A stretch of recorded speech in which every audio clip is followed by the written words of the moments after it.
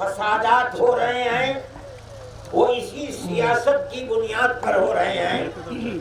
ہم مسلمانوں کو ہر جگہ یہ مشورہ دیتے ہیں، سجھاؤ دیتے ہیں کہ اگر اپنے ملک کو جنت نشان بنانا ہے تو اپنے باپ دادا پردادا سکڑ دادا لکڑ دادا کی سیاست کو اپناؤ۔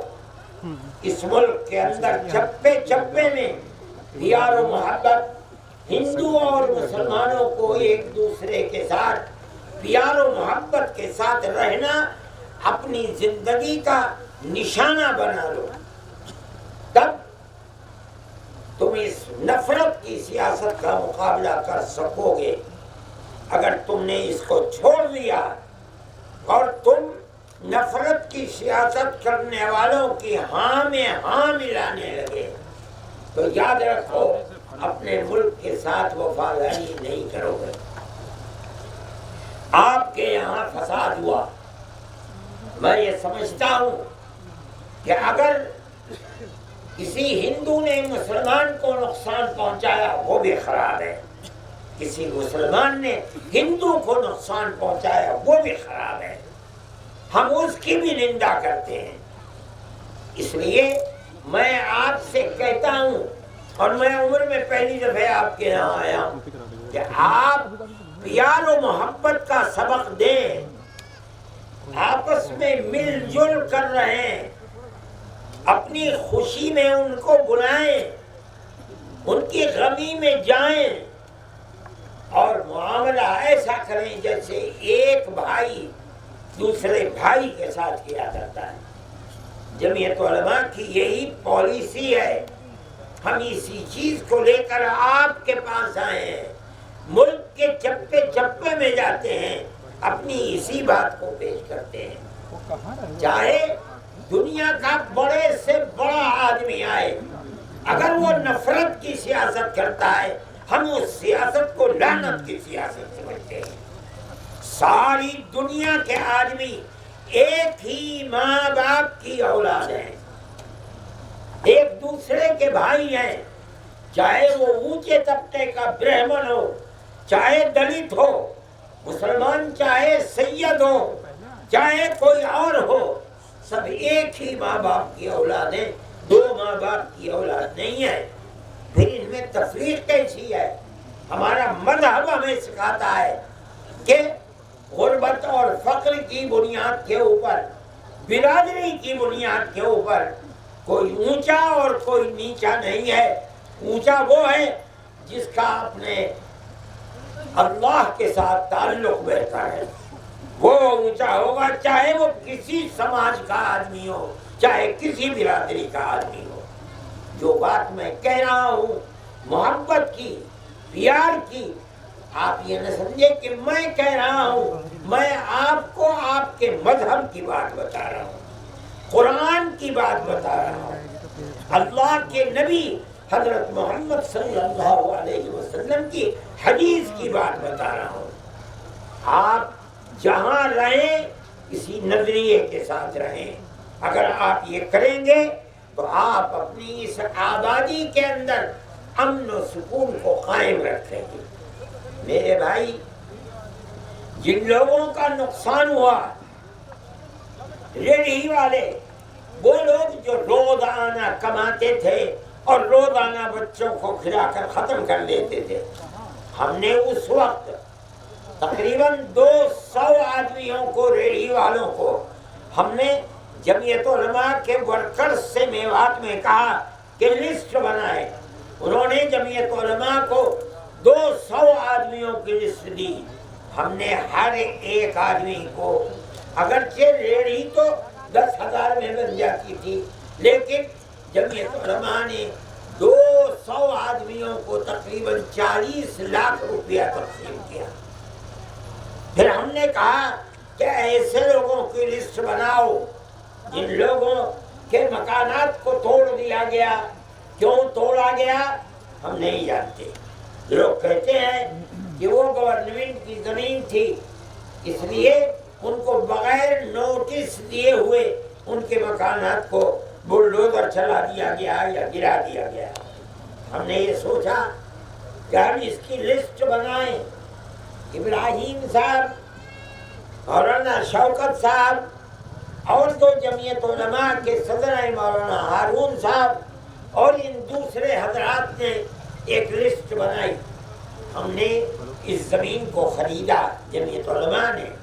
اس کے اندر ہم نے تقریباً 20 آدمیوں کے مکانات 100 گز کے اندر بنانے کے لیے نشان ڈلوائے. جمعیت علماء آفت اور مصیبت اور فسادات میں جو بھی کام کرتی ہے وہ ہندو اور مسلمان دونوں کے لیے کرتی ہے. ہم فساد کو خراب چیز سمجھتے ہیں. ہم نے ان دونوں کے لیے 100 گز کے 100 گز کے پلاٹ بنائے اور ہم وہ پلاٹ دے رہے ہیں. ہمارے برادران وطن اور بھائی بھی ہیں، 3 ہیں.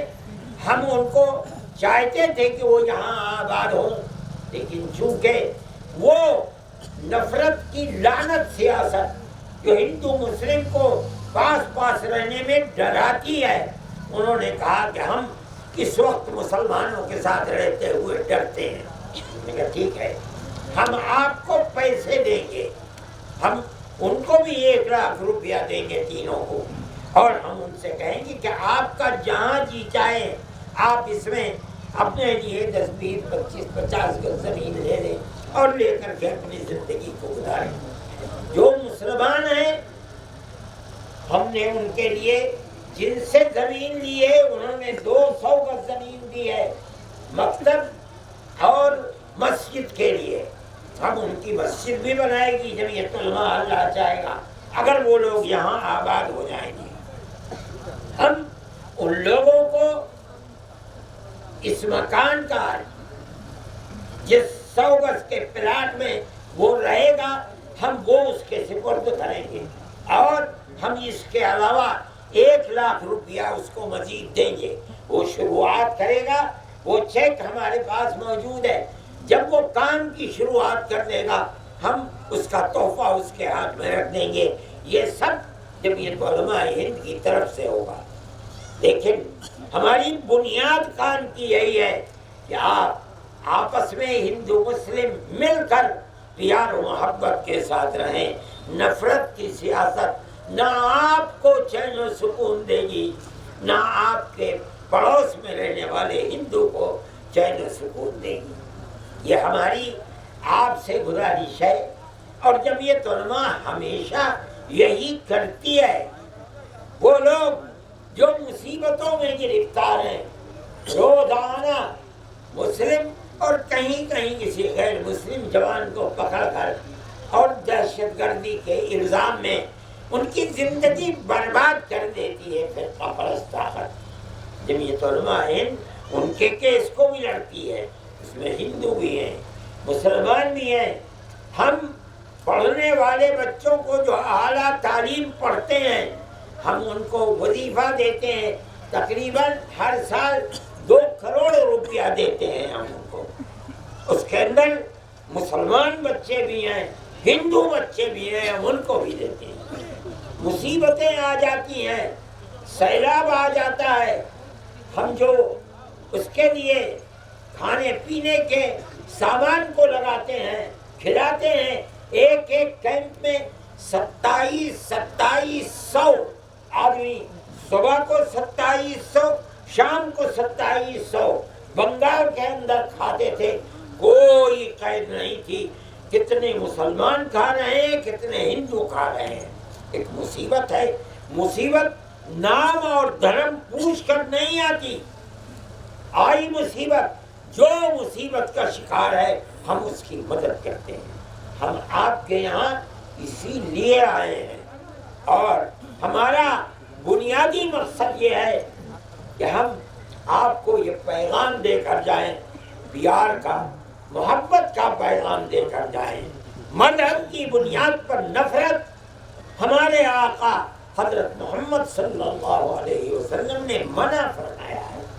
آپ کو محبت ان سے بھی تھی جو مسلمان تھے، آپ کو محبت ان سے بھی تھی جو مسلمان نہیں تھے. یہودی تھے، مشرک تھے، بتوں کی پوجا کرتے تھے، آپ کو سب سے محبت ہے۔ جو حدیث کو پڑھتے پڑھاتے ہیں وہ جانتے ہیں کہ آپ کا تعلق اور محبت سب سے تھا۔ ہم اگر آپ کے ماننے والے ہیں، آپ کے جوتوں کو اپنے سر پر رکھنے والے ہیں، تو ہمیں بھی اپنی زندگی اسی طرح پیار و محبت کی گزارنی چاہیے، بنانی چاہیے جس طرح آپ کی اپنی زندگی تھی۔ ہمارے آقا حضرت محمد صلی اللہ علیہ وسلم کی زندگی تھی۔